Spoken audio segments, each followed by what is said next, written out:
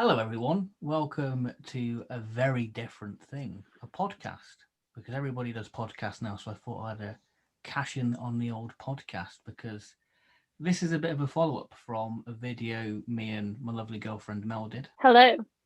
back in March because you watched Rose for the first time because you are not a Doctor Who fan. Spoiler alert, you decided you wanted to carry on watching the show, but this wasn't the plan.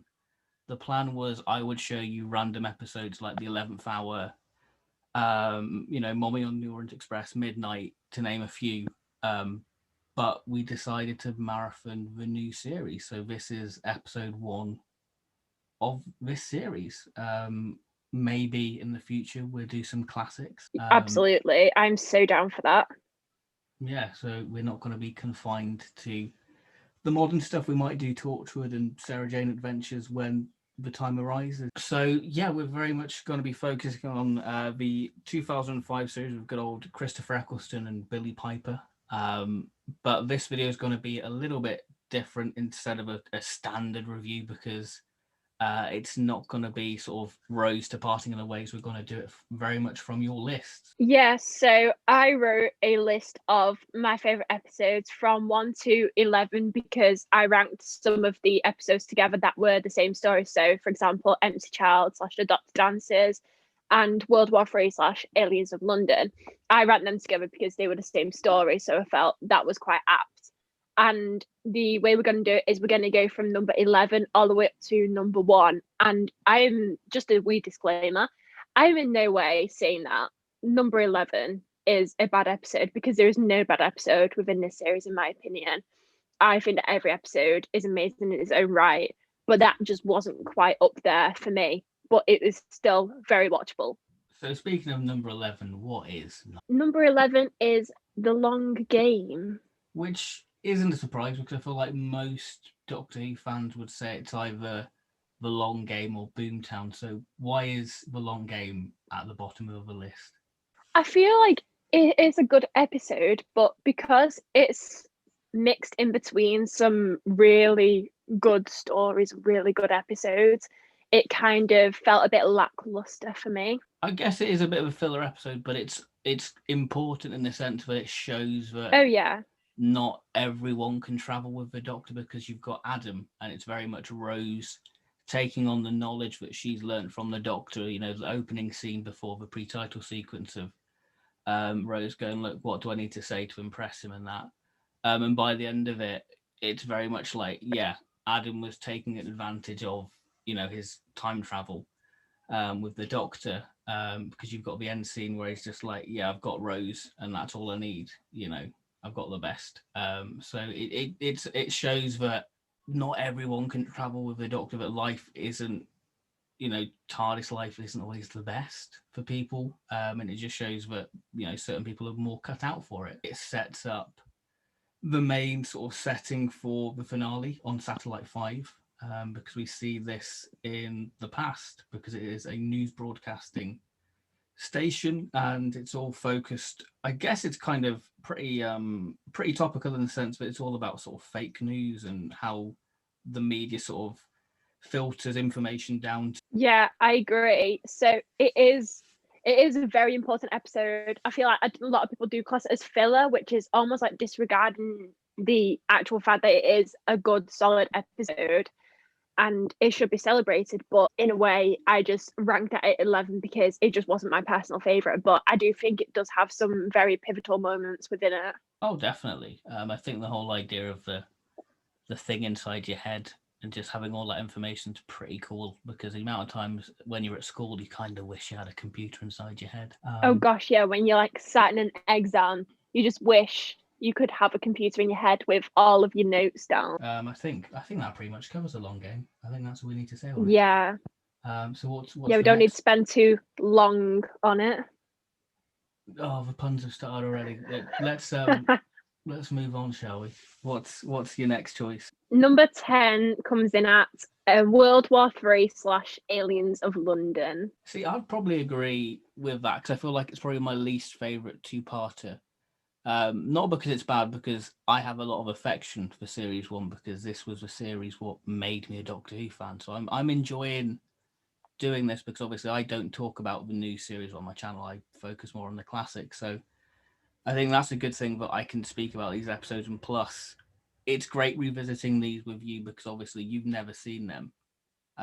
So it's Yeah. like watching them for the first time through your eyes. So I feel like there's something quite beautiful about it. But this Living two-parter, it's very much Russell sort of taking the mick out of politicians, but they're just bumbly, farty people.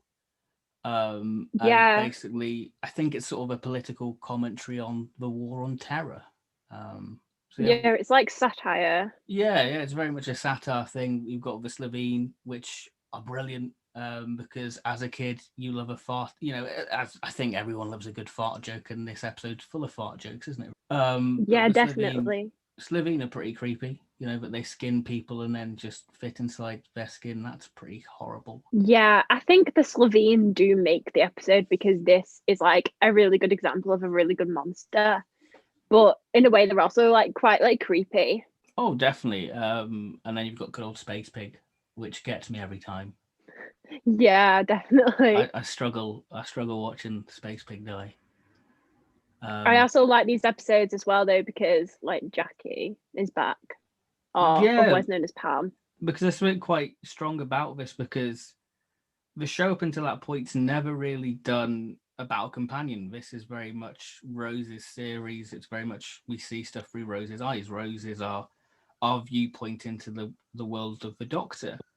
And seeing that Rose hadn't been gone for 12 hours, she'd been gone for 12 months. So you get the implications, and it goes back to what Rose was, that family drama, Yeah.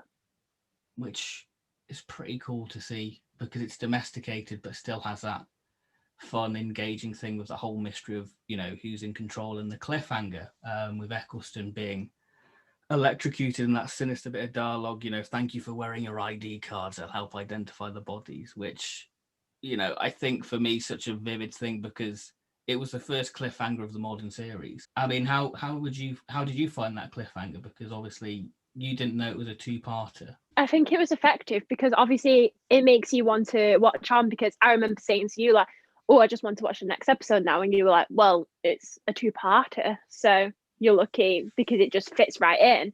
Because Yeah, I because I had feel to like wait a that was week. really good on Russell's part because obviously when you create a series you want it to be engaging so that the viewer would like to watch on, and I definitely was very engaged.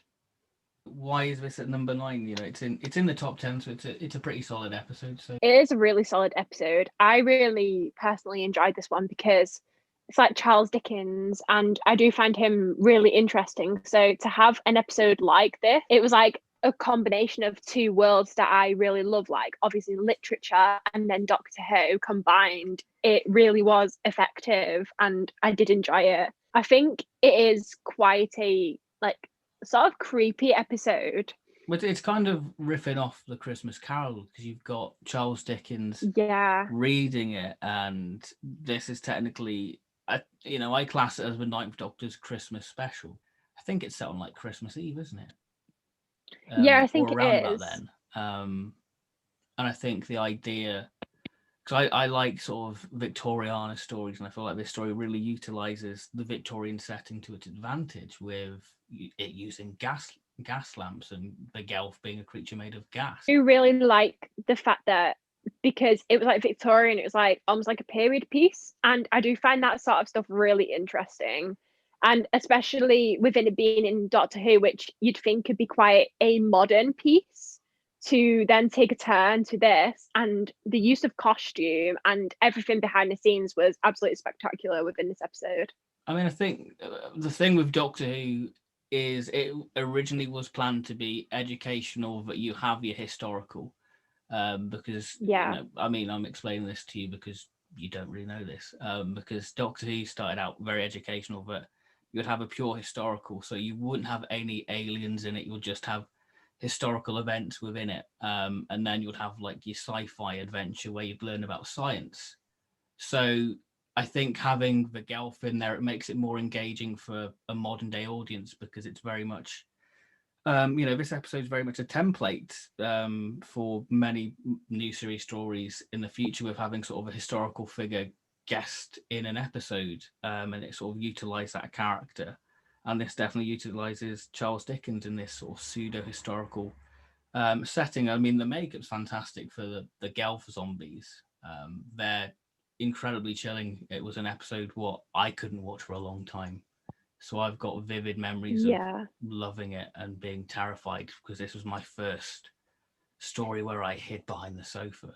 It's iconic for me in that sense. So it holds a special place in my heart, this episode. What were you more terrified of, this or the Autons from Rose? They're very different things, because I love it when Doctor uses everyday things. I love when they take something what we see in our everyday and turn it into something incredibly evil, and that's what the Autons are.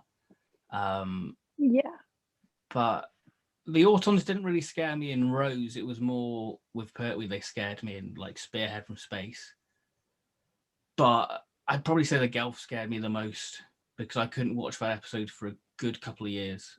I especially like this episode as well because I am a big fan of the Welsh accent, and to have them sort of accents in it definitely was more engaging for me because I just find the accent so interesting and just really good. So like that combined with Eccleston's northern voice, absolutely fabulous. So we have a number 8, where it all began for the modern series, and Rolls.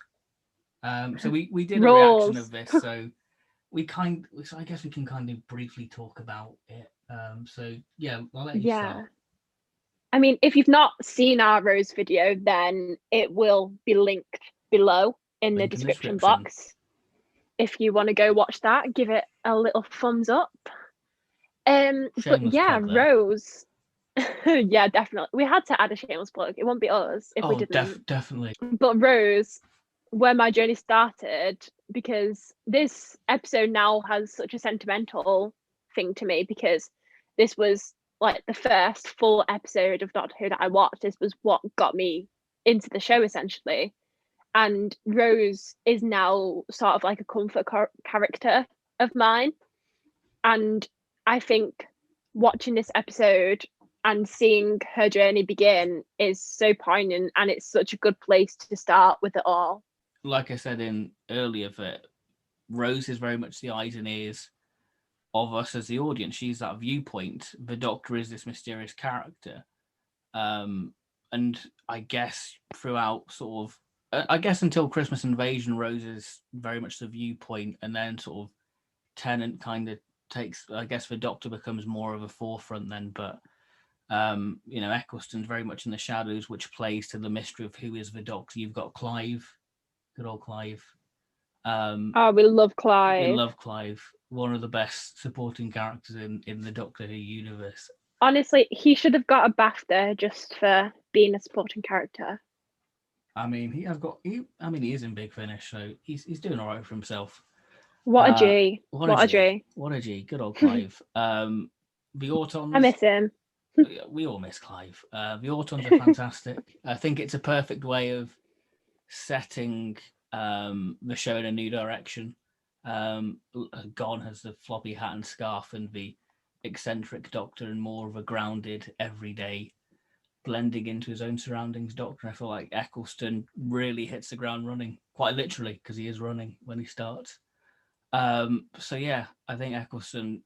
I think it's very rare to say that a Doctor nailed it right from the get-go, because he definitely did. Oh yeah, because normally when you watch, I mean, you've seen the Christmas Invasion, that Tennant's barely in it, and they're very much sort of finding their feet, whereas Eccleston, right from the get-go, he is the Doctor. Maybe that's because we haven't dealt with sort of the post-regeneration sort of effect, but we haven't seen him trying to find out who he is, what he stands for. This Doctor's already sort of fully formed in a way, but obviously he's sort of battle-scarred from the Time War, which obviously we learn more throughout the series and get more character detail. And obviously those two characters go on a journey, and Rose heals him, and he becomes the Doctor, what we all know and love. So that's Rose, really. I mean, not really much you can say, although it's fantastic.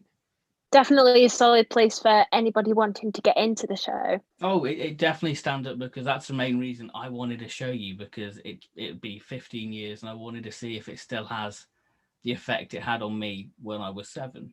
I was watching it that you must have felt when you were a child, and even you still had that joy because I remember you saying yourself you hadn't seen an episode in a few years. So to be back watching it, it was almost as if you were like transported back to that time in your life when you first started watching it. So rather fittingly from Rose, we have the next story, The End of the World. Go on Um, then. this one is a very solid episode for me because obviously we took a few months break from watching the first episode because obviously current world situations and the release of Eccleston coming back to Doctor Who, we were like, wow, really want to get back into his series and celebrate the fact that he's actually coming back.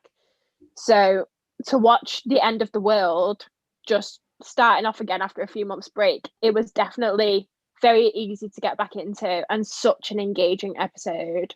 Like the use of visuals in this episode was absolutely Do amazing, they still stand especially up? since, yeah, definitely, especially since this episode was like 2005.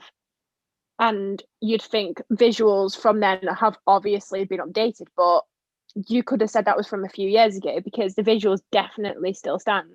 Did you feel like it was more of a quintessential Doctor Who, how you imagine Doctor Who is? Because obviously Doctor Who probably has a stereotype for people who aren't a fan of it. So did that kind of fit more of what Doctor Who was? Because Rose is very much a different horse in that sense, but it's very domesticated, it's very grounded, it's Earth based. I mean, you could say that about the whole of Series One, but it's all centered around Earth, so it is a very grounded series. But End of the World, you have all these various aliens. So did it feel more Doctor Who having all these aliens? I think personally it did feel so much more Doctor Who to me than the Rose episode because obviously in Rose it's quite a naturalistic episode, which I do love. But when I first thought of Doctor Who, because obviously having all five of my brothers watch it, I had a few ideas in my head of what it would be like. And this definitely matched up to them with all like the different aliens, like Cassandra, with being in space, like everything just literally perfectly matched up to what I envisioned in my head. It was like they took from my head what I thought Doctor Who would be and put it into an episode. We've even got sort of popular pop culture music in the form of Toxic. Do you Yes, feel you like gotta that's get a bit of dated the Britney Spears. episode? I think it definitely makes it poignant because somebody watching that, because Toxic is still a very like popular tune now. So like if you hear Toxic, you're like, oh, what a throwback. And that playing in that episode and then playing now, it definitely works well. 'Cause it was sort of done in a jokey way, so it can get away with it because obviously it's done in more of a light-hearted way. Oh yeah, Because we've I got, personally love that song. So that being in it just made it definitely in the top five for me. and then you've got sort Top of, six. Top yeah, six. It's there not we in go. top five. And then we've got Cassandra. What do you think of Cassandra? Oh, Bitchy Trampoline. Bitchy trampoline. There we go. We love her. We love a bit of Cassandra. She's Moisturizing. just an icon, really, isn't she? I mean, she's sassy queen, and obviously Rose gets a bit sassy with her. Yeah. And then we have that beautiful scene at the end where the Doctor talks about there was a war, and they get chips. So it's quite a nice ending, but you get a little tidbits of information, but then it goes snaps back to, oh, forget about that. Let's go and have chips. So it's quite a nice little ending. It was just like, it really did bring back like the Doctor's wholesomeness. Oh, definitely. I mean, we'll talk about Eccleston when we get to his last story and how you feel on Eccleston as a Doctor. So we are now into our top five. So coming in at number five for me is Dalek. You were quite excited about this one. This was one episode I was kind of gutted. I wasn't there to see you actually watch it because this is one episode I wanted to be there with you watching it to see your reaction. And this is a fan Oh, favorite honestly, episode. When people talk about series one, they talk about Dalek as being like the best story. In your case, it's not the best story. It's number five. So what do you love about Dalek? Oh, what isn't there to love about Dalek? It's honestly such a class episode. Like, because I was so excited to eventually see the Daleks, because when I thought of Doctor Who, I thought Daleks. That is the main thing I thought of. So to finally actually see them live in an episode was just amazing. Like, it would have been higher, but the other episodes only just overtook it for me. But Um, honestly, amazing. what about the fear factor? Did you get any fear from the Dalek? Oh yeah, I definitely did, because I'm quite a like jumpy, scaredy person anyway.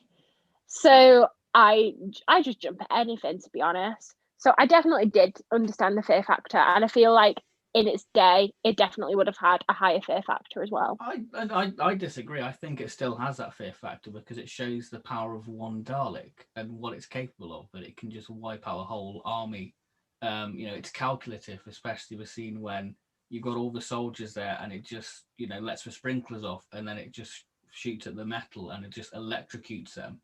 It's very calculative. And obviously, this is based off a Big Finish story, Jubilee, by the same writer. And quite a few stories actually from the new series have been based from Big Finish, like the Empty Child and the Doctor Dances, sort of loosely based on the Holy Terror with Colin Baker and a talking penguin.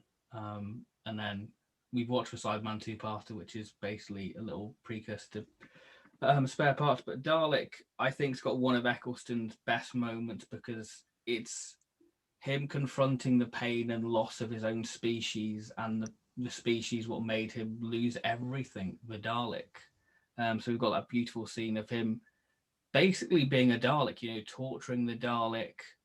It's incredibly powerful, and I think it just shows how brilliant of a performer Eccleston is. That scene when he confronts the Dalek from that fear of being killed to, hang on, you're chained up, you can do nothing. I'm gonna laugh in your face now. Yeah, So he's it's brilliant. definitely a very diverse actor, which is reflected in this episode. I think this is probably arguably Eccleston's best performance, maybe. I Yeah. think Russell was clever with this episode because obviously this is in the middle of the series, and obviously when we get to a mid series, the viewing figures tend to drop off. But by putting Dalek in there, it's a nice strategic point to get people to make sure that the ratings stay consistent, and I think it definitely worked. The Daleks became no longer a joke because they could fly in stairs, even though people forgot remembrance of the Daleks. But it just made the Daleks that these Daleks, they don't mess around. They can fly stairs now. That joke from way back when is now obsolete. This is a Dalek you should be scared of. So, coming in at number 4, we have the Empty Child and Dr. Dances episodes. And I personally absolutely love these episodes. I feel like Eccleston really does show his wholesome side within these episodes. And they're just really solid. I was thoroughly engaged in these episodes. What about you? I mean, I think it's one of the standout ones because you kept asking me what's your favorite of the series, and I was like, no, it's not that one. But Empty Child and the Doctor Dances is definitely probably my second favorite of the series. I just love the whole. I love that it's set in World War Yeah, Two. It's all I at don't night. blame you on that ranking. Yeah, because it's all at night, so you've got the great atmosphere of the Blitz. There's something quite chilling about an air raid siren. What just gets me, and like very much like the Unquiet Dead, it utilizes the World War Two setting to its advantage. With obviously Rose being on a barrage balloon, and sort of the idea of this sort of is it Tudor or Tudor wall ship, that thing what Jack's trying to make the Doctor sort of con people with. That it could just be disguised as a German bomb. The Empty Child is just chilling. The catchphrase of "Are you my mommy?" It's just chilling. And there's just something quite scary about little kids, isn't it? In horror movies, like it's just a standard little horror trope, and Yeah. it's just very effective in that sense. And that it has this sort of, it's almost like this god creature in a way. That you've got the cliffhanger of like the Doctor sending it to its room, and all the tape run out 30 seconds ago, and there it is, the little boy. It is just a brilliant story. Jack is great, and obviously he gets his redemption and becomes quite an integral part of the Hooniverse. It is just a wonderful episode. I think that it's just Moffat at his finest. I think Stephen Moffat really gave it his all in this one, and it is beautiful. The scenes between the Doctor and Nancy are fantastic. The scene between the kids and the Doctor just having Sunday roast is just utterly charming. It is just a beautiful episode, and I just adore it. The cinematography within these episodes is absolutely amazing because, much like the episode before with the end of the world, the visuals still very much live on throughout these episodes, and they do make some really wholesome stories with Eccleston. And also, I'd just like to mention this is like when we first see Barrow Bay. So they are very poignant episodes for me because I personally love his character so much. And him coming into the series just made it even more better. Like, I was like, oh, this series really can't get any better. And then boom, John Barrowman appeared. And I was like, oh, yes, fantastic. I mean, I think the second half of the series is probably my favorite of the series. I think the first half's really good, but I think the second half is when you really get to the meat of the series, I feel. Oh, I definitely agree because all of my top 5 are all from the second half of the series. So I think it's because obviously, like we said before, Eccleston really did take off with the Doctor from the very start of the series, but you can also see him get more and more confident as time goes on. And I feel like these episodes really do show that. So moving on, I think that this is quite a bizarre one to be at number 3. But at the end of the day, it's your list, it's your opinion, and I'm going to respect that. It is, of course, Boomtown. Yes. Why is Boomtown at number 3?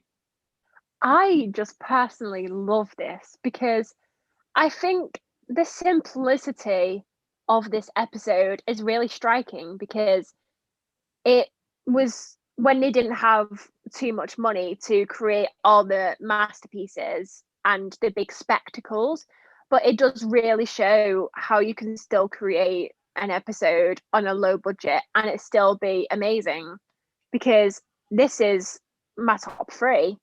Like, this is one of my favorite episodes. I mean, I'll be honest, when I watched it obviously with you for this, I really enjoyed it. Like, I've always had a soft spot for Boomtown.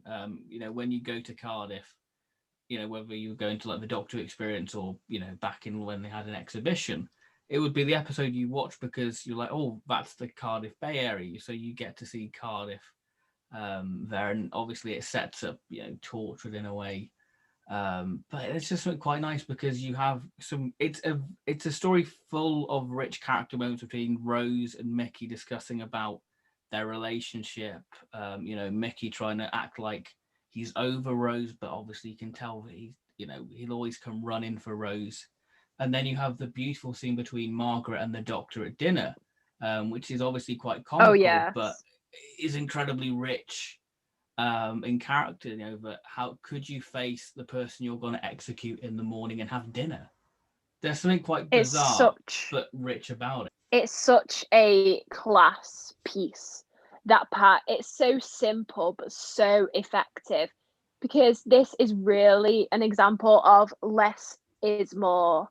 So it didn't have the big spectacle, it didn't have the big visuals, but what it did have is really amazing script writing and really good comic timing of both actors. Also, with Boomtown, it very much sets the story arc into full play with Bad Wolf with Blythe Drew. Why were those words chosen? And obviously, we'll talk about the finale and how the story arc comes together. But it was quite nice to finally start getting tidbits of information and really start questioning why those two words have been following the Doctor and Rose through their travels, really. So, speaking of Bad Wolf and parting the ways, this is number 2 for you. This is my favorite story of the series. So why is this number 2? So Bad Wolf and Parting of the Ways are incredible episodes. Like, they are prime Doctor Who. It is absolute peak. It is when it is in its peak for me. I mean, you've got the use of game shows, which I love. I mean, it might be dated now, 15 years on, with The Weakest Link, and I guess Big Brother's still fairly relevant, really. And you've got Trinity and Susanna, but with a deadly twist. And obviously, you find out what has been happening to the contestants, that they've become Daleks, which is very sort of Colin Baker-esque with Revelation of the Daleks, but I think it's probably done better here. The cliffhanger, I think, is possibly one of my favorite cliffhangers in the show's history. The whole reveal of the Daleks, the way the Daleks are built up within this are brilliant. And you have that brilliant moment of Eccleston standing up to the Daleks, going, "No, I'll tell you what I'm going to do. I'm going to save Rose Tyler, and I'm going to blast every last stinking Dalek out of the sky." It's just sheer poetry. It is utter. I just love that bit. I just get goosebumps watching that cliffhanger. There's just something so beautiful about it.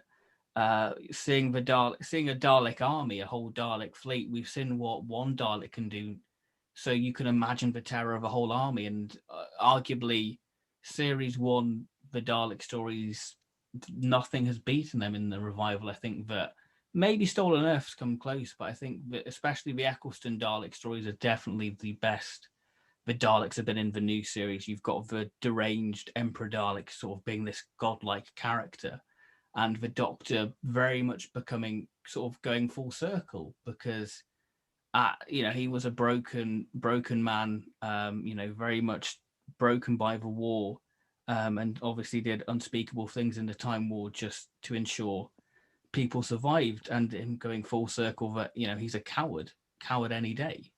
It's just beautiful. And Rose, the speech to her mom, that it's happening right now, that it kind of blows your mind that time is all happening at once, that battle is raging on, millions of years in the future, but Rose is stuck in a chip shop, while they're fighting for their lives. Rose is just sat there, and she doesn't want to do nothing. And obviously that's very much the downfall for Eccleston. Yeah, it definitely shows Rose's loyalty to Eccleston as well, because the way that Eccleston just wants her to be safe, he wants her just go, but she's like, no, I want to be with you. And that really does show her loyalty to him as a companion, and I think shows how strong their bond is. We've got to talk about the end, the regeneration. Do we have to? Yeah, I'm going to get emotional again. I think that this is one of the best ways to do a regeneration, because what I love about the Ninth Doctor's regeneration is that it's not sad. I mean, regeneration is sad because you're saying goodbye to a character what you love. It definitely was sad for me. Did you see me sobbing? Yeah, but I think with this, it was done in such a beautiful way that he reassured you as an audience member that everything's going to be fine. He's joking, I might have no head, but he goes with a smile, and that's very reassuring for you as an audience member. Oh, everything's going to be fine. It is sad. It still gets me because he was my first Doctor, so I have so much of a connection to him. So I guess we can talk about the Ninth Doctor now, because obviously this is his last story. So you've kind of said that you have quite a big connection to Christopher Eccleston. So what are your thoughts on the Ninth Doctor? I know it seems a bit late talking about it near the end of this discussion, really, but it seems quite a nice way to sort of close off the Ninth Doctor by talking about him now. Yeah, I personally feel such a connection with him. So he was obviously my first Doctor, because the first full episode I watched was Rose. So I already feel a connection with him through that, because he is essentially the Doctor who got me into the show. And also I do feel a connection with him because we're both Northern. So it's like seeing somebody like you on the telly is just wonderful, really. Like his accent, and I'm like, oh, we love that for me. I mean, he's very much the Doctor for the people, isn't he? Yeah, definitely. He's so likable. Like, I have not met a single person who's like, no, I don't like Eccleston as a doctor, because obviously everybody likes their own doctor and everybody's entitled to that. But everybody just adores Eccleston. And I think And I that's think why he's he very got underrated, though. such He's well, very I think that's why he got such a good response when it was announced that he was coming back to Big Finish, because everybody's like, yes, finally, like it's he because is we coming never for his expected it. reprise. We never Yeah, expected it. So that's why it's such a big thing. And for somebody who grew up with the Eccleston stuff to know that the Doctor of my childhood's coming back, there's something really beautiful about it, and I cannot wait for it. I feel like you said, he is an underrated doctor, but I also feel like everybody does love him in the same way. But I personally feel like he's just amazing. He's such a good starting point. Like, you just instantly fall in love with him and just want to follow his journey even more.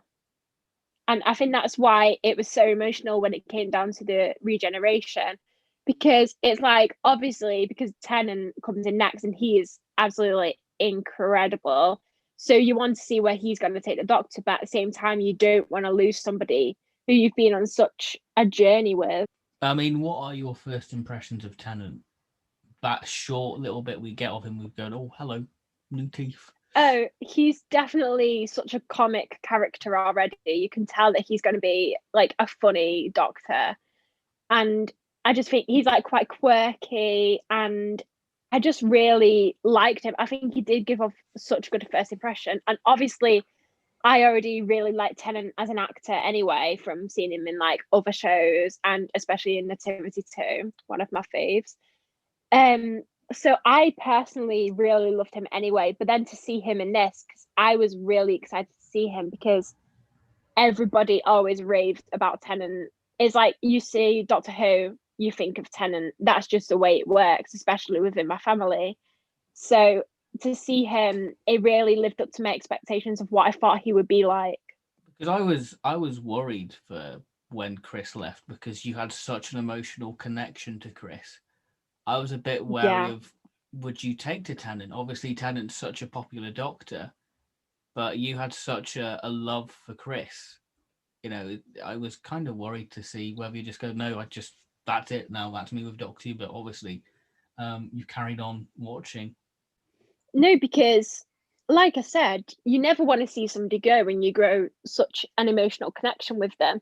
But I was also like, I can grow an emotional connection with Tennant now. And I feel like I am starting to grow an emotional connection with him, because again, he takes us through such a journey. And I am so excited to see how that journey progresses through his further series. But I was obviously quite anxious to see how it would take to Tennant, because I knew I'd like him because everybody loves him. But I was like, oh, how is he going to live up compared to Eccleston? But then I think it is important to not compare them, because they are completely different portrayals. Very much so, and I think that's a good way to wrap up Bad Wolf and Parting of the Way. So number one, you've said is Father's Day. Yes. So why is Father's Day number one for you?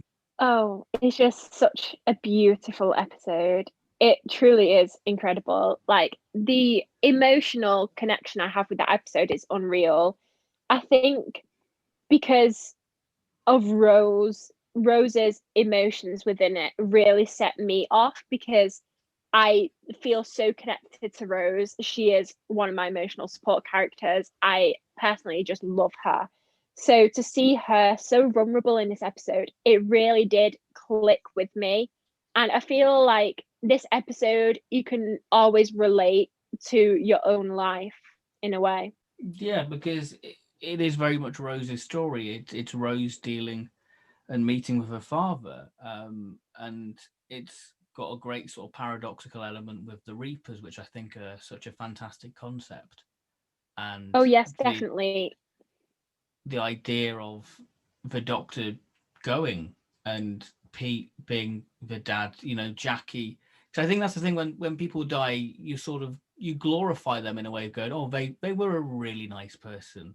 And Jackie did that with Pete, but he was very successful. But Rose get to see firsthand what her dad was like, and he was Yeah. this sort of Del Boy-esque character, doing these dodgy deals. He wasn't successful in that sense. He was a bit of a dodgy, not dodgy, sort of more of a Del Boy. It's almost like he's one of them people who, when you say to your dad, like, oh, this CD's come out, and he's like, oh, I'll get it off one of my mates at work. He's that sort of character. He's the Yeah, sort of person who'd be like getting them dodgy little like CDs on the side, and what's but always lovely, wants the best. what's lovely about it is that he knows that he can never be the dad to take them out on a Sunday and go for picnics. He knows he's not that type of dad.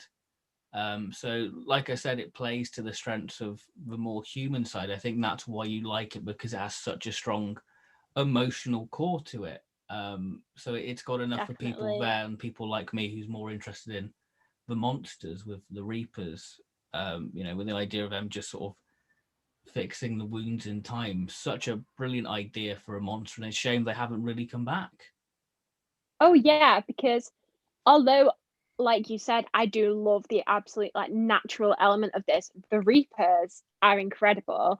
Like the visuals on them, I will not stop talking about the visuals in this series because they really do still stand up in the year of 2020. 15 years on, they are still amazing. Like they are probably one of my favorite monsters in the series because, and like you said, I really do wish they'd come back because I feel like they would still stand in this day and age. I I think feel it's like more the they'd be concept as amazing. well Yeah, the of them. concept was so clearly thought out and so well planned. I just feel like it's just such a solid episode. I have simply no faults with that episode, so that's why it is my absolute favorite episode. Your thoughts on series one? So a pretty solid series, and arguably one of the best of the revival. And so Yeah. what are your final thoughts on it as a series? What do you take away from it? What do you love? I just personally think it's such a solid series to get you into the realms of Doctor Who. I think after this series, obviously we have continued watching it, but I wish to continue watching it up until we reach up to now. And then I want to go back and watch the classics. So I do think it has properly got me into like the fandom in a way. And I do think there is no faults within this series. Like obviously there are episodes that are not as good as the others, but that's not to say that they're bad episodes. They're just simply not my taste, but they could be somebody else's taste. So anybody listening to this, your top list may differ to my top list, and that is perfectly fine because everybody has different tastes. And I feel like there just is no bad episode in this, and it's such a solid series. And I look forward to seeing if anything can top it for me. Oh, definitely, because I think series one for me is in my top three of the new series.